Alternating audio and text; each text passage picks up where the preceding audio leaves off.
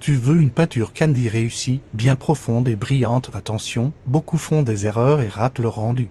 Je vais te montrer la bonne méthode.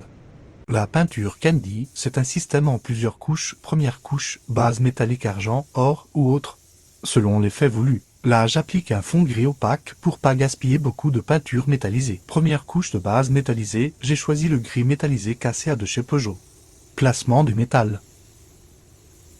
Une fois fini d'appliquer le gris métallisé, j'attends 20 minutes avant d'appliquer le vernis coloré.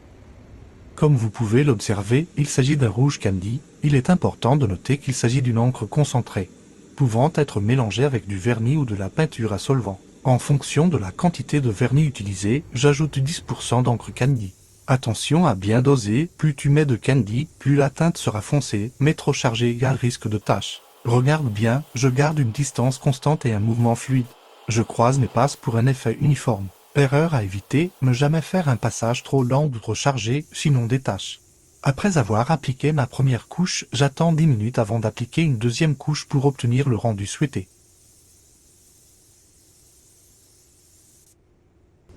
Je préfère traiter la surface entière sans interruption, car cela réduit le risque d'apparition de taches noires.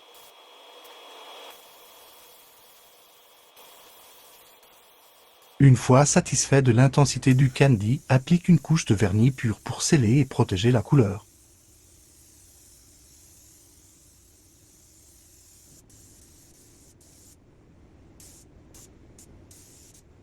Résultat final, belle profondeur, brillance et teinte uniforme.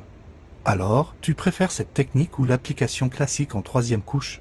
Dis-moi en commentaire et tag un pote qui veut apprendre. T'as déjà eu des taches ou des coulures en faisant un candy? C'était quoi ton plus gros problème? Dis-moi en commentaire. Si cette vidéo t'a aidé, laisse un like et si tu veux voir encore plus d'astuces sur la peinture candy, abonne-toi maintenant.